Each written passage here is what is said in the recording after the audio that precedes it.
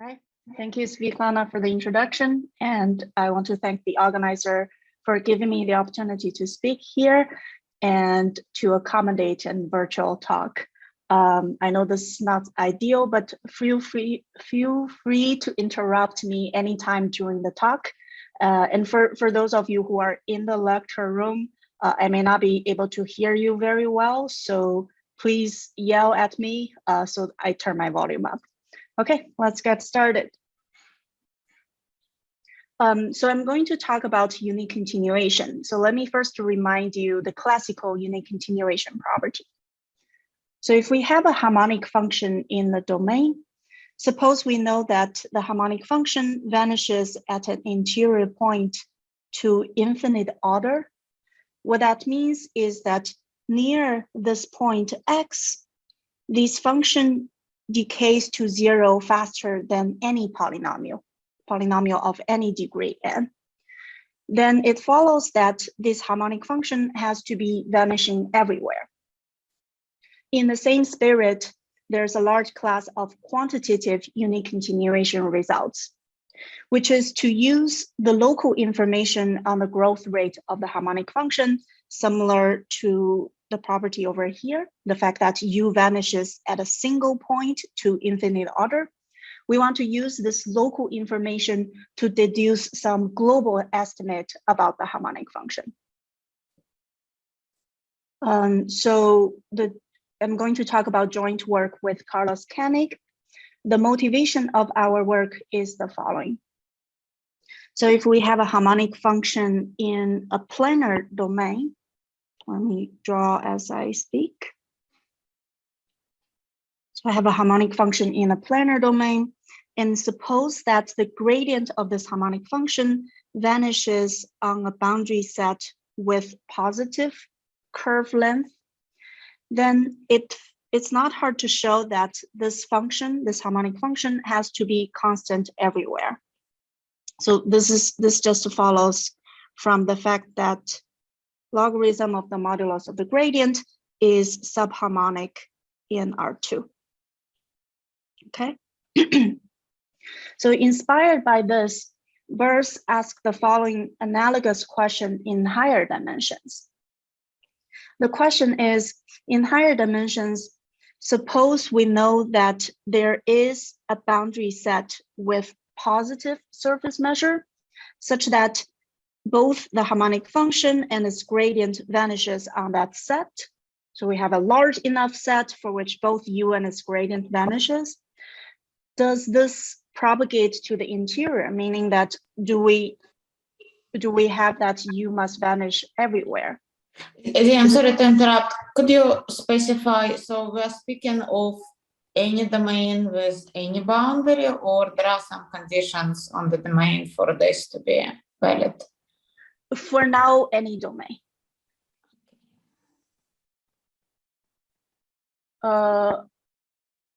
I guess, so you do need to know that the gradient exists almost everywhere at the boundary to speak about this.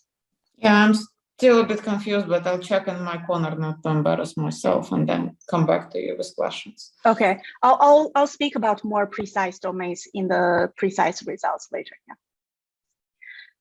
Okay, so it turns out that the answer to this question is no, somewhat surprisingly. This is by a counterexample given by Borgen and Wolf. So they showed that in the upper half space, they can cook up a harmonic function which satisfies this positivity assumption, and yet that harmonic function is non-trivial. So in some sense, in the specific example at least, this boundary set resembles a Swiss cheese. So you have a square and then you take out many holes everywhere with different sizes. So this example indicates that in order to, so we need to refreeze the previous question by adding an additional assumption. And it seems that a natural assumption to make is to assume that u vanishes on a relatively open set of the boundary. And under that assumption, we ask the same question like this, okay? So let me draw a picture to illustrate what we're talking about geometrically. So we have a domain D, and there is a relatively open set U on the domain such that my function vanishes. In other words, this is to say that the nodal set, the set where U vanishes, agrees with part of the boundary, agrees with an open set of the boundary. And as you can imagine, the nodal set, the zero level set of the harmonic function, could also come from the interior. So these curves correspond to the set where U vanishes. And I claim that these points over here are the set where the gradient vanishes. So the reason is the following. So suppose that we have a boundary point such that the gradient does not vanish. Then by the implicit function theorem, the level set near this point is going to be graphical. Is regular near this point, X. So we cannot have different level curves coming together, right? So the set where the gradient does not vanish can only correspond to this regular points, which justifies why I would refer to this set as the singular set of the harmonic function, okay? So the question is, suppose U vanishes on a relatively open set of the boundary. We want to see how big the singular set is. As you've seen in this picture in R2, we expect that there are finitely many singular points at the boundary. And we'll see if that's the case or not. As Svetlana pointed out, of course, the answer to this question depends heavily on the regularity of the domain. So the more regular the domain is, the better the answer would be. So there are many previous work to answer this question in more and more general class of domains. For the sake of time, I'll just state the state of art today, which is a recent work by Tulsa. So he assumes that these Lipschitz domain whose Lipschitz constant is sufficiently small, and U is a non-trivial harmonic function which vanishes on a ball at the boundary. And then he shows that the singular set at the boundary has surface measure 0. So in fact, what he proves is a little bit stronger. So he actually shows the following, which is to say that for almost every boundary point, this ratio is uniform. The limit info of this ratio is bounded, which is the same to say that U does not vanish to infinite order. So this is how, yeah, I want to remind you that this is related to unique continuation. This is the reason why.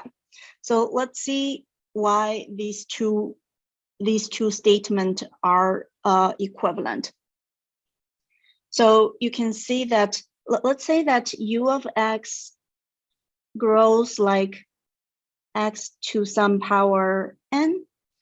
If that's the case near the boundary, then the numerator is going to be 2r to the power 2n times the volume, which is plus d, and the denominator is going to be r to the power 2n times the volume. So which means if this harmonic function grows with a fixed order n, then this ratio is going to be finite, okay? Which is why proving this is the same as saying that at almost every boundary point, U does not vanish to infinite order. Okay. So before I state my main result and my answer to this question, let me tell you an important tool that we'll use frequently. It's called the frequency function. So suppose that U is a harmonic function in the neighborhood of the origin, and for the sake of simplicity, we also assume U vanishes at the origin. So then the frequency function is a function from the radius to a positive real number defined as follows. So if you've never seen this before, let me give you an example.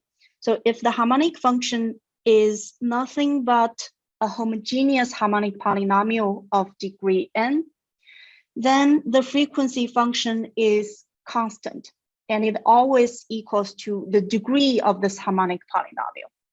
So which means that this frequency function is always tells you the growth rate of your harmonic function at the scale r. Okay, and this frequency function is very useful, mostly because of the following monotonicity formula. So we can take the derivative of the frequency function, we get a precise form of it. So this indicates that the frequency function is an increasing function. So in particular, the limit as r vanishes exists. So in fact, the limit of the frequency function gives us exactly the degree of the leading order term in the expansion of harmonic function near the origin. So we know that if the u of x is a harmonic function near the origin, we can write out the expansion of this harmonic function using harmonic polynomials, and n is going to be the first, the degree of the leading order term. And because we have this closed form of the derivative of the frequency function, we also have this nice rigidity, which says that if the frequency function is a constant on some interval, then the right-hand side must be 0, which means that u must be homogeneous with respect to the origin. And you can imagine a quantitative rigidity would say that if the frequency function is almost constant, then u is almost homogeneous with respect to the origin. We're going to use that fact repeatedly later. Okay, so now I'm going to give you the main result joined with Kenig. This is going to be a finer estimate of the singular set. So let me give you first to state the assumptions to set things up. So we assume the domain is a Dini domain. I'll tell you what that is later. And the origin is a point at the boundary. Similar as before, we assume that the harmonic function vanishes on an open set at the boundary. And we make another assumption, which is to say the modified frequency function of my harmonic function in this ball B2R is bounded above by some number lambda. So we've talked earlier that if u is a harmonic function in the neighborhood of the origin, then we know how we define this frequency function. When the origin is a boundary point, there's some problem of working with the previous defined frequency function, so we need to modify that a little bit. So we'll come back to that later. But regardless of what that precise definition is, this frequency function also gives you the growth rate of the harmonic function in this ball. Okay, so this assumption basically says that let lambda denote the upper bound of the growth rate of my harmonic function, and the quantitative estimate I'm going to get later would depend on this upper bound. Okay, this is all this what this is assumption is saying. And the object we're interested in is the singular set where u vanishes and the gradient of u vanishes as well. But somewhat different from before, not only do we want to study the singular set at the boundary, we also want to study how singular points approaches the boundary from the interior, which is why we study the singular set on the closure of the domain. And the result is that this singular set is D-2 rectifiable, so it's really a D-2 dimensional set. And the D-2 dimensional size of the singular set is bounded above by a constant depending on this upper bound of the growth rate. Okay, and I should also mention that D-2 is the sharp dimension, because when D is equal to 2, this just says that there are finitely many singular points at the boundary, okay? And then you can easily make that two-dimensional example into D-2 by crossing with Euclidean space of dimension D-2. Let me make a few remarks about previous work. So as I continue, I will make more close comparison with this works, but for now, I'm just going to tell you what they proved. So Neighbor and Vortorta, they basically, so they estimated the D-2 dimensional size of the singular set at the interior when we never see the boundary. Sean McCurdy estimated the singular set at the boundary when the domain is convex. And for the case of Lipschitz domain with small constant, the previous stated result of Tulsa showed that the singular set at the boundary has a surface measure 0. In other words, it has D-1 dimensional Hausdorff measure 0. Okay, so I still owe you the definition of Dini domain, so let me tell you now. So Dini domain is a domain which is locally above the graph of some C1 function phi, where phi satisfies that the gradient of phi has modulus of continuity theta, which satisfies the following Dini condition. If you've never seen this kind of domain before, don't worry. So every C1 alpha domain is a Dini domain. So if you have a domain whose boundary has C1 alpha regularity, then it must be a Dini domain. Okay, so now you might be wondering, how come in a previous work of Tulsa, he only requires Lipschitz domain with small constant, but my assumption of the domain here seems more restrictive. This is a fair criticism. And the reason we can only work with Dini domains is because this is the sharp class of domains for which harmonic function, which vanishes at the origin, has the nice property that it is continuously differentiable all the way to the boundary. So the reason why that is relevant is because, so let me take the example D equal to 2. Then what we showed is that the 0-dimensional Hausdorff measure of the singular set, let me take the singular set intersect with the boundary for the sake of comparison.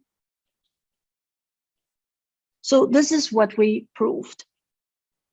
In other words, this indicates that there are at most C lambda many singular points at the boundary. So we are really counting the number of singular points. In order to do that, we do need the gradient of U to exist point-wise at the boundary. For the sake of comparison, if you are interested in studying the surface measure of the boundary, it suffices to know that the gradient exists almost everywhere. Almost everywhere at the boundary. Which is why here we need a more restrictive domain assumption. I also want to draw your attention to a work by Joseph. He gave a talk earlier in the program. So he works with Lipschitz domain with small constant. So he works with a rougher domain than our assumption here. He also wants to study the singular set, but as I just said, the singular set is not well defined in rougher domain. So he has a very interesting, a very nice point of view to study the singular set, despite we do not have this condition, okay? Yes, so we also showed that under the same assumption, the harmonic function at the boundary always has an expansion of this form. So I'll not talk too much about this result because I want to tell you a little bit about the proof of the estimate of the singular set over here. Okay, any questions so far? Okay. Let me first make two very simple observations to illustrate, firstly, why d-2 is the correct dimension. And secondly, how is the estimate of the singular set related to the growth rate of harmonic function? So the first observation is the following. Let's start with the ideal situation when the harmonic function is just a homogeneous harmonic polynomial of some degree n. So then the assumption that if the origin is a singular point, which means both the 0th order and the first order vanishes, then the polynomial has to be at least of degree 2. When the polynomial has degree n, then it is just a linear function. So in other words, so there exists a unit normal vector such that Pn is just a constant times x dotted with nu. Okay, this harmonic function is very simple.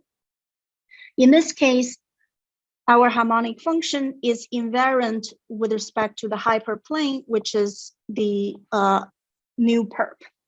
Okay, which is a hyperplane of dimension d-1. Notice that this statement is if and only if. So we have an equivalent statement which says that the degree of the polynomial is greater or equal than 2 if and only if P sub n is invariant in at most an affine subspace of dimension d-2. So it's possible that P sub n is not invariant in any dimension, but at most it is invariant with this space. So let me combine these observations and see what it says. So we have that if the origin is a singular point, then the degree is greater or equal than 2. If the degree is greater or equal than 2, then there is an affine subspace V of dimension less or equal than d-2, for which that our function does not move along this affine subspace. So if our function does not change along this subspace, then every property about the origin should be reflected into every property. So, okay, so every point in this affine subspace V should behave exactly the same way as the origin. So which means that if the origin is a singular point, then every point V is a singular point. So we have this. And therefore, the singular set has dimension less or equal than d-2. Okay. Yes. So this observation is very nice. It tells us why d-2 is the correct dimension. But this observation is going to be a local one. It tells us that what happens near a singular point in a general case. But in the end of the day, we want to get a global estimate of the singular set. So we need to know how two different singular points talk to each other. So this is the second observation. It says that if we have a harmonic function, which is homogeneous with respect to two different points, x1 and x2, possibly with different degrees, then we can show that the degree has to be the same, and more importantly, this harmonic function must be invariant along the direction connecting x1 and x2. So let me bring these two qualitative observations into quantitative statements and see what we have right now. So by the rigidity of the monotonicity formula, we know that if the frequency function does not change from scale R to scale R2, R over 2, then the harmonic function is just some homogeneous harmonic polynomial. Quantitatively speaking, this says that if from scale R to scale R over 2, the frequency function changes very little, then the harmonic function is very close to some homogeneous harmonic polynomial in the ball we are considering. So now, if we have two distinct points with distance at most r, such that we have these two properties, then by the second item over here, we know that U is very close to some homogeneous harmonic polynomial Px in Brx. And similar here, U is going to be very close to some homogeneous harmonic polynomial Px prime in Brx prime. And then by the quantitative version of this second observation, we also have that, in fact, this homogeneous harmonic polynomial Px, it's almost invariant along the line connecting x and x prime. Here we need to divide it by r for scaling reasons. Okay, it seems that with these quantitative observation, we have a preliminary version of the proof. So let me draw what the preliminary version of the proof would be, and then we'll correct from there. So let me take a unit ball.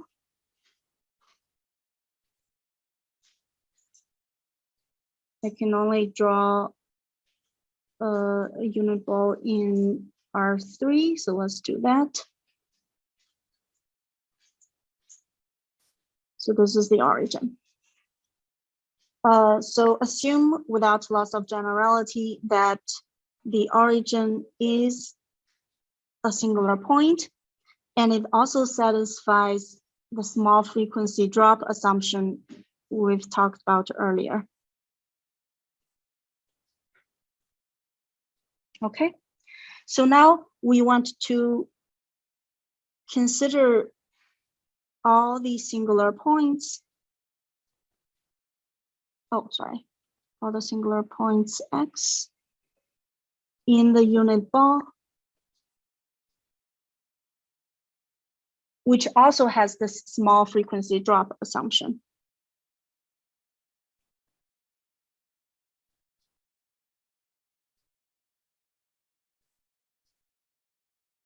Okay, so a priori, the singular set could be distributed everywhere, okay? Oh, I should say that for the sake of clarity, let me first tell you the idea of the proof for the interior, and then later we need to, later we'll talk about how to adapt to the boundary case. Okay, so a priori, the singular set could be distributed randomly. However, for the singular point, which has this property, by this quantitative observation over here, we know the following. So the harmonic function must be close to some homogeneous harmonic polynomial in the unit ball. And this assumption over here tells us that P is almost invariant.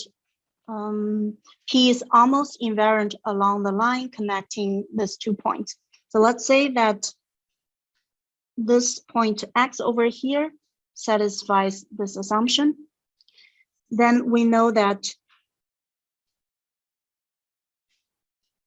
this homogeneous harmonic polynomial is almost invariant in the x direction. Suppose we have another point with the same property, then the same thing holds. The homogeneous harmonic P is almost invariant along this new direction x prime. But we cannot continue this argument infinitely many times because we know that P is invariant in almost d-2 directions. Okay, so we have at most d-2 linearly independent directions for which this argument holds. So this indicates that all of those points, so all the points over here, they must lie in a tubular neighborhood of a d-2 dimensional affine subspace of affine subspace of dimension at most d-2.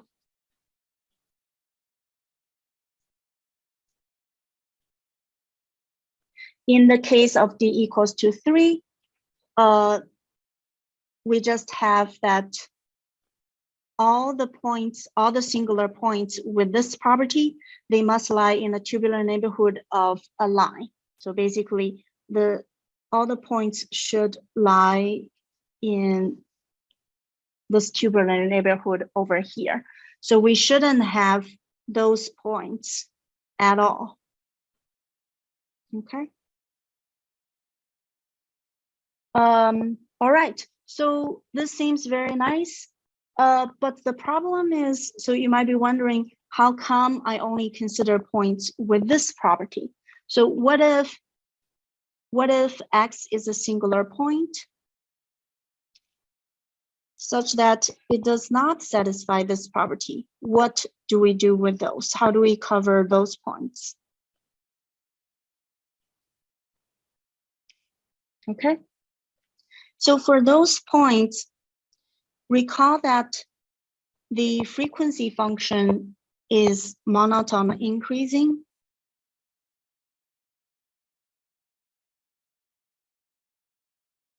So let's say that this is radius 1.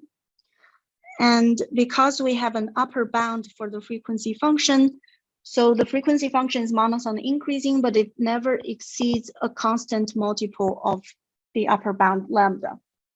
So therefore, when we count the dyadic scales for which this happens, when we count the dyadic scale R such that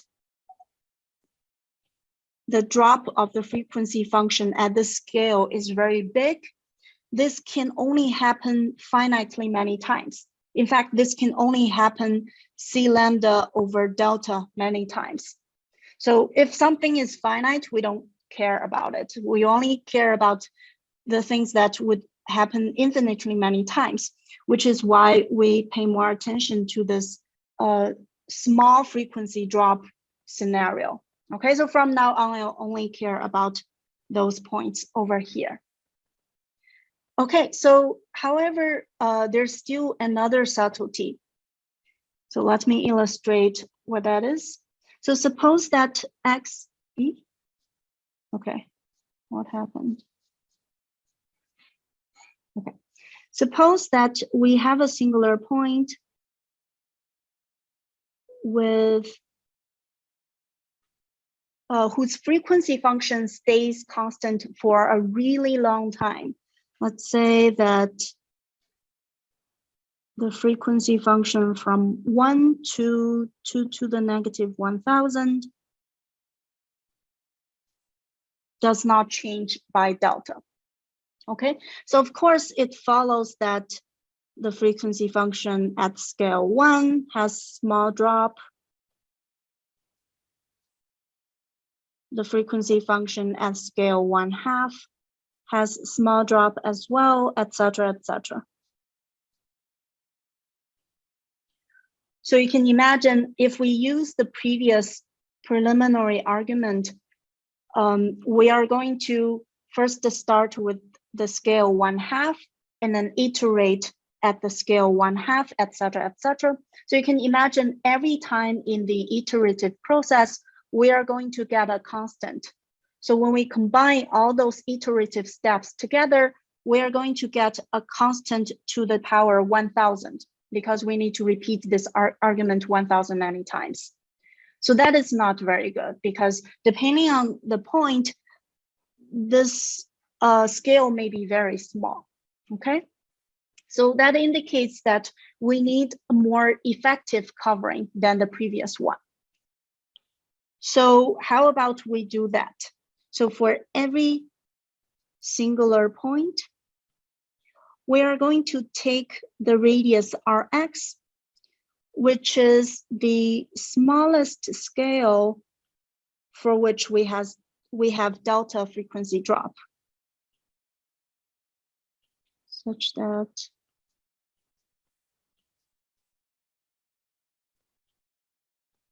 the smallest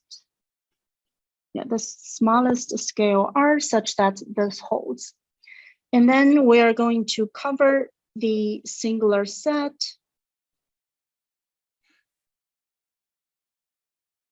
by the union of these balls with the critical scale Rx. So X are just points in the singular set. Okay. With this kind of covering, because we cover it by the best scale we have, then we do not need to repeat the iterative steps many times. So this is going to be a more effective covering. However, with this, we have a problem because every point corresponds to a different scale. So let me illustrate why that could be a problem. So let's say that we have 2 points, X and X prime.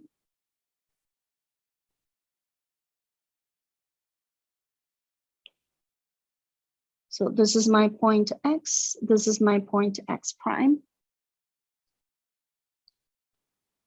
Let me write over here so I have more room. Let's say that the distance between these 2 points is 1, and the critical scale for X is, roughly speaking, 1/2, but the critical scale for Rx prime is super small. It's 2 to the negative 1000, okay? So if we use this observation here, we need to take the same scale for different points. We need to take the same scale R. So which means that by that observation, we have the following statement. We have that we have that the harmonic function is very close to some homogeneous harmonic polynomial in B1/2 X prime, and also P is almost invariant along the direction connecting X and X prime. X prime. Okay. So on the other hand, we also know that U must be very close to possibly some other polynomial, P tilde, in the critical scale. So here it's BRX prime, X prime. But we do not know much about this polynomial P tilde. We do not know whether P tilde is almost invariant along this direction or not, because a priori, this P tilde and this P could be different. So let me say that if we are in the interior, then we do not have this problem, because if we are in the interior, then since we know the harmonic function has a nice expansion, so then the tangent of this harmonic function at a single point is unique. So P and P tilde cannot change by much. However, if we do not have the uniqueness of the tangent, then we need we also need to check what is the change from P to P tilde, because it's possible that they tilt by a lot. So the fact that this polynomial is almost invariant does not tell us much about what happens with this P tilde over here. So for those of you who are familiar with geometric analysis, what is in play here is the lack of the uniqueness of the tangent. Okay, so for the, as I said, for the proof of the interior result, this would be enough because P and P tilde wouldn't differ by much. But for the boundary case, we need some other tools. So notice that here we are covering using balls of different size. We need to be able to communicate these balls of different size. So for the case of for the boundary case, we need the following tool. Somehow my video is stuck. Let me stop, and restart. Okay. Yes, for the boundary case, we need the following beta number and Reifenberg type theorems. So let me first tell you the definition of the beta number, k-dimensional beta number. Let mu be any Radon measure. We are going to define its k-dimensional beta number as follows. We consider the beta number inside this ball of radius r, and then we're going to consider the point in the support of my measure intersecting this ball. I'm going to look at its L2 distance with k-dimensional affine subspace. And I'm going to take the infimum among all the possible k-dimensional affine subspace. So then this beta number is very small, implies that all the points in the support of the measure in this ball lies very close to some k-dimensional affine subspace. And there's a large class of Reifenberg type theorems. So what they say is the following. So basically, if we have good control of the beta number, basically, if we have a control of how close is the support of the measure to a k-dimensional subspace, then we have good estimate about the measure. Good estimate about the measure could be the support of the measure to be k-rectifiable, or we have uniform control on the on the size of the measure. So for the application today, I'm going to use the discrete Reifenberg type, the discrete Reifenberg theorem from Neighbor and Borchwater.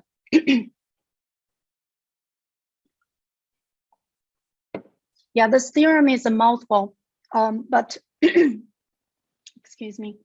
For the sake of application, we are going to consider a collection of pairwise disjoint balls, just using, so think of this as the covering of my singular set we talked about before, where each R sub x is the critical scale for the center x. And then we're going to consider this measure mu, which is the summation of the pointwise measure at the centers of this covering, weighted by the k-dimensional volume of this ball. So then if across all the scale and across all the point, the summation of the beta number is relatively small, then we can control the uniform size. We can get a uniform estimate of the size of this measure. So notice that ds over s is the same as summing over dyadic scale. Okay, so this seems to be, it seems that I'm going tangential a little bit. Why is this Reifenberg type theorems related to the problem we talked about before? So the relationship comes from a key observation. So it says that if P is a singular point, and then we look at the beta number of this measure mu related to the covering. We look at the beta number of this measure mu. So as we talked about earlier, singular set is related to d minus 2 dimensional. So that's why we take k equals to d minus 2. It turns out that we can control the beta number above by the average of the change of the frequency function. So the way to understand it is the following. So let's say that the right-hand side is very small. That means in a large portion of points in this ball, the frequency function has very small drop. Let's say that the frequency function drops by at most delta. And as we've discussed earlier, those points cannot span an affine subspace of dimension higher than d minus 2. Those points with small frequency drop, the at most spans d minus 2 dimensional affine subspace, which means if we have a bunch of points with small frequency drop, then that means the support of the measure is very close to some d minus 2 dimensional affine subspace, which by the definition of the beta number says that the beta number has to be very small. Okay. Yes, so with this key observation, we're going to take advantage of the monotonicity formula of the frequency function and telescoping across all dyadic scales. In the end of the day, when we telescoping all the changes, we are just left with the change of the frequency function from the top scale to the bottom scale, r sub x. Because if we go below r sub x, there's just one single point there, then the beta number has to be 0. So that's why we can stop at the critical scale. And our choice of the critical scale guarantees that this whole thing is very small. So we get this estimate of the beta number, and then we can use this discrete Reifenberg type theorem to get a bound on the total mass. Okay. So yes. So any question about this part? Okay. So if not, let me talk about the boundary case. So as I said, McCurdy proved a similar result for the case of convex domains. So let me tell you why the boundary case is difficult and also why it makes sense to start with convex domains. So as you've seen before, the monotonicity formula of the frequency function plays a key role in this proof. Is it So just let's one check. comment? If I'm correct, you are 5 minutes over schedule, so don't go too far from here, please. Okay, yeah, thanks a lot. Because it's somewhat unusual 45-minute slot, so it was supposed to be yeah, I until wasn't paying 5:15. attention. Yeah, thank you for letting me know. So I'm just going to say that in the case of the boundary, the monotonicity formula of the frequency function fails unless if we have some convexity. So for the case of Dini domains, we need to somehow transform the domain pointwise to make it almost convex at a single point and then patch all those information together. Of course, we also need to communicate interior points and boundary points because their frequency function will be different. Yeah, but with those difficulty, I'm running out of time. Yeah, that's it for my talk. Thank you very much for the attention. I'm sorry for going over time.